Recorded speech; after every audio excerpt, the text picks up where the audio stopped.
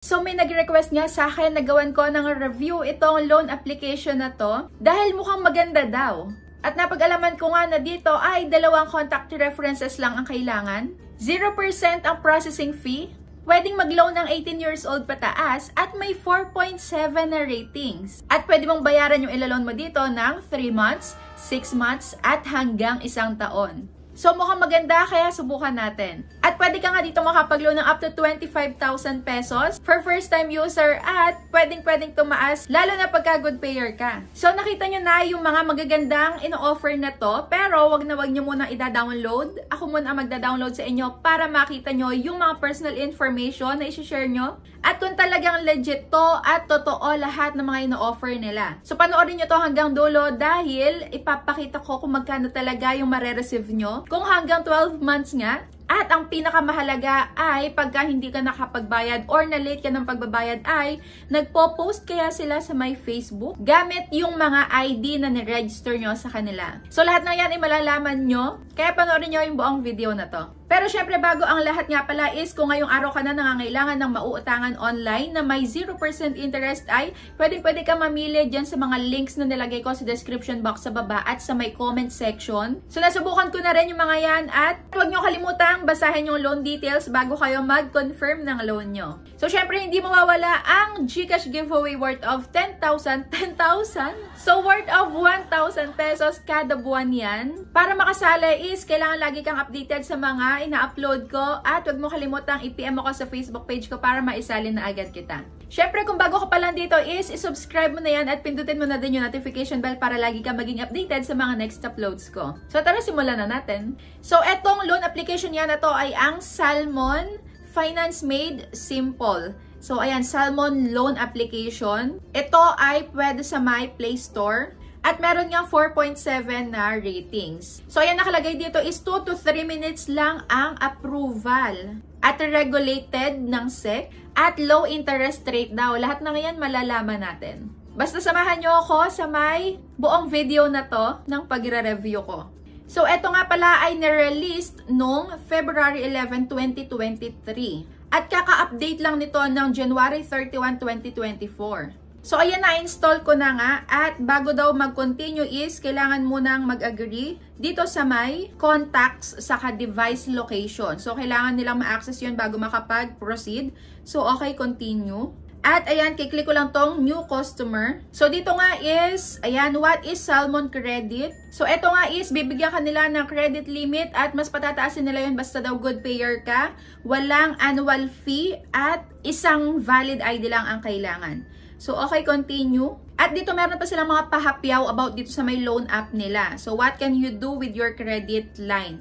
So, ano daw yung pwede nyong magawa doon sa may bibigay sa inyo na credit limit? Pwedeng pang bayad, ayan, via QR nationwide. So, pwede mo tong pambayad pagka ikaw ay nag-shopping.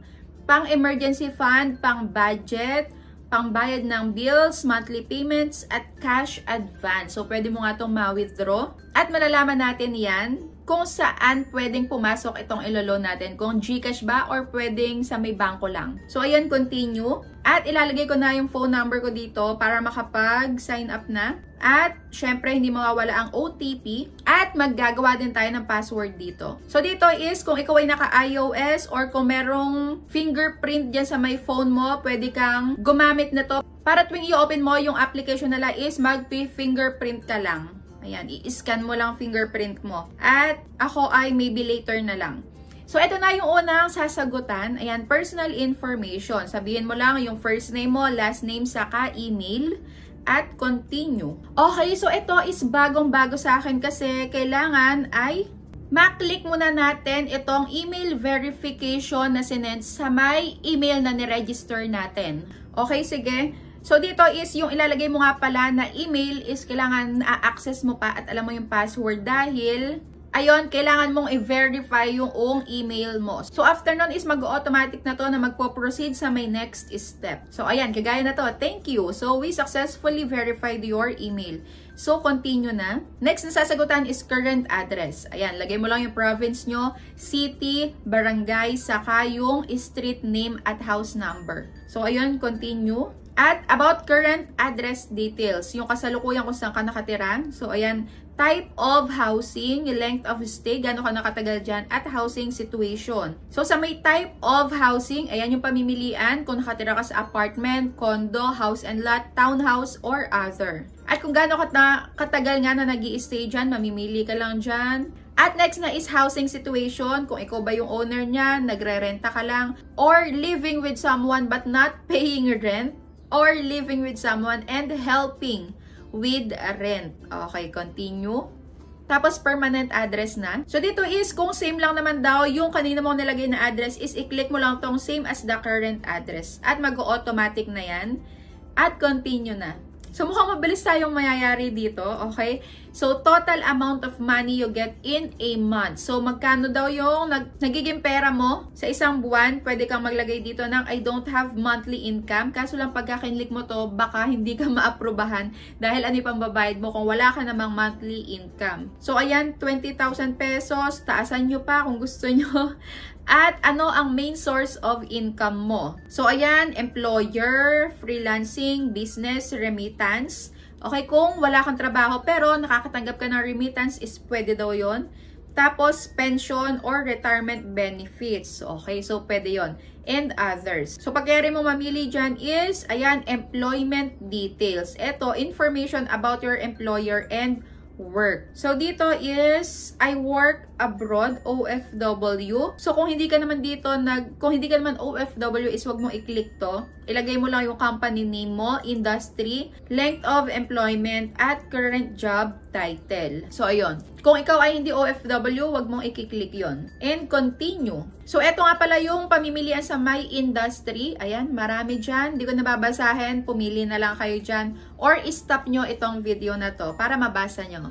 And continue, tapos length of employment, mamimili ka lang din dyan kung gaano ka nakatagal sa pinagtatrabahuhan mo. And continue ulit. Current job title, ilagay mo lang dyan kung ano ka sa pinagtatrabahuhan mo. Kung ano yung position mo, so lagay mo dyan. And continue.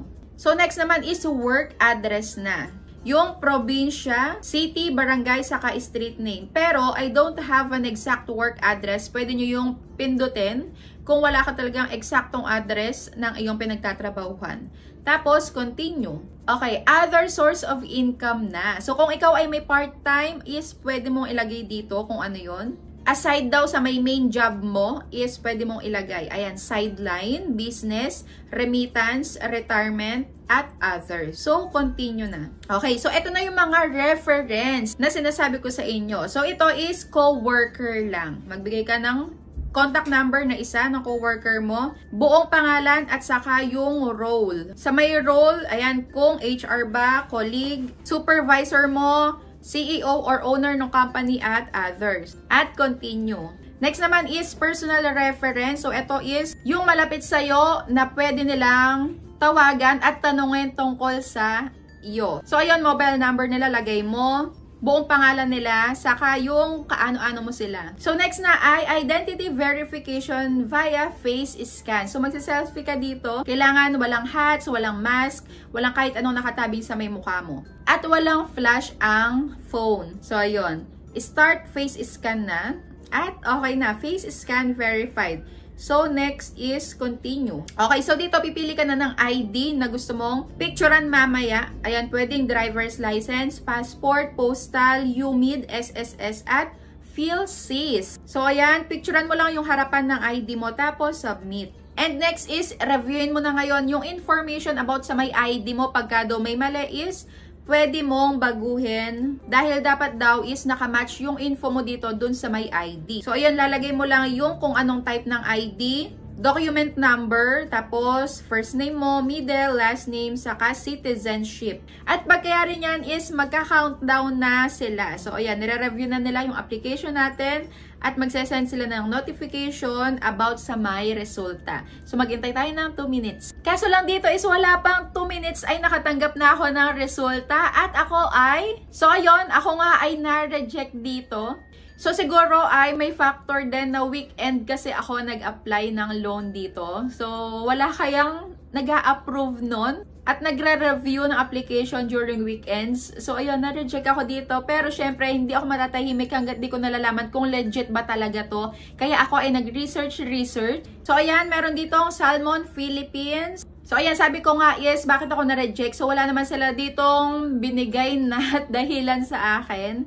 At tinanong ko na sila kung paano ma-delete ang information ko na binigay doon sa kanilang application. So, ayan, na-request ko nga na i-delete na yung account ko. Tapos, nakalagay dito na, ayan, continue. Tapos, dapat daw ay mag-agree muna tayo sa kanilang privacy policy. So, nag-agree ako. So, after ko mag-agree dito is tinanong nila ako kung meron akong active na loan sa kanila. So, sabi ko, yes, never had.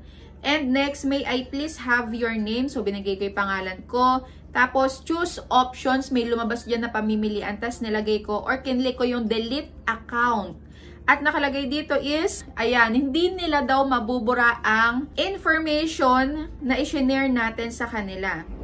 Obligado daw na i-retain nila yung certain personal data natin for compliance purposes. So, ayun, dahil doon is hindi nila daw madedelete ang information doon sa kanilang system.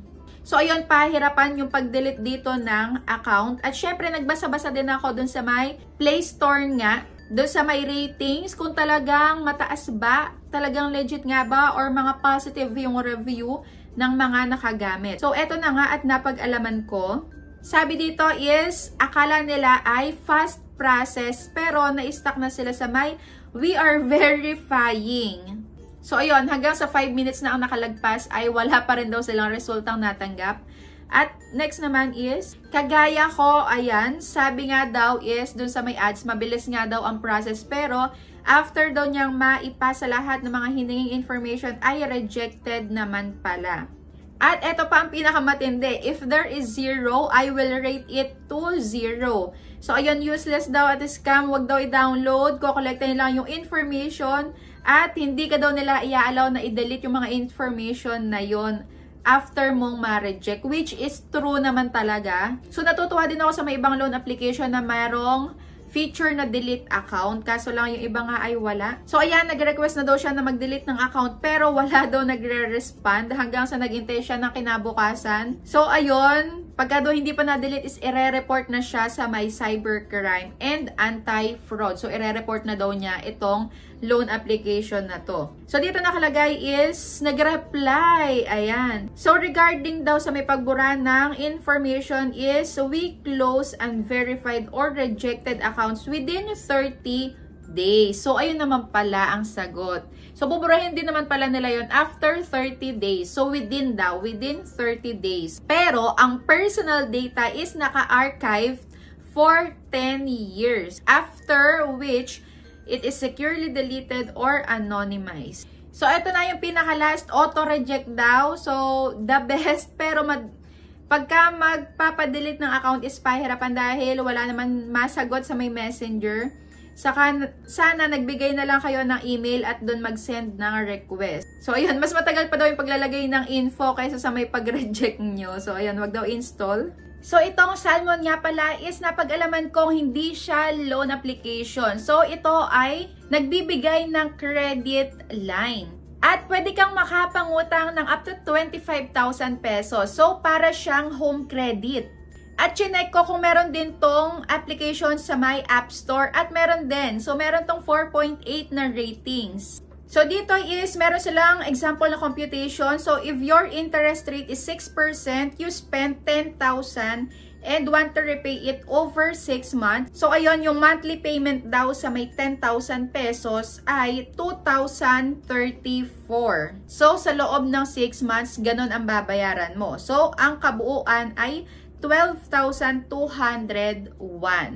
So, ayun, meron tong 6% na interest. So, hindi na rin masama. Medyo mababa na rin to kumpara sa may iba.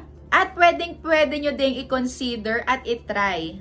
Malay nyo kayo ay maaprubahan. So, dito is magta-try ulit ako mag-apply at babalitaan ko kayo kung maganda nga ba talaga to. So, may part 2. At isa pa, ang pinakamahalaga nga pala kanina, nagpo-post nga ba? So, ang sagot ay hindi. Pagka ikaw ay mahihirapan sa pagbabayad mo on your due is, pwede mo daw silang kontakan kagaya ng ginawa nito. So, mabait daw kausap ang kanilang customer service. So, ayan, pagka hindi ka makapagbayad on due date is pwede ipa-change date ang payment. At mag-a-add lang ng fees. So, ayun, good sila. Mabait daw ang kanilang mga customer service. So, yung mga agents nila. At meron pang nag-comment na anak kasi yan ni Aeon, kaya walang harassment na mangyayari. So sabi dito is isang gadgets lang ang kunin sa kanila at nakita nilang may payment kang advance ay mag-o-offer sila agad ng cash loan. Saka hindi daw sila OLA. So ayun, para talaga tong home credit na pwede kang gumamit pagka ikaw ay meron ng personal credit line galing sa kanila. Pwede mo yung ipang bayad sa may gadgets or sa kahit anong gusto mong bilhin ng installment. So, ayun lang. Kung kayo ay naaprubahan na dito sa may Salmon is pwedeng-pwede nyong i-comment dyan sa may comment section para malaman din ng iba. So, ayun lang. Thank you for watching.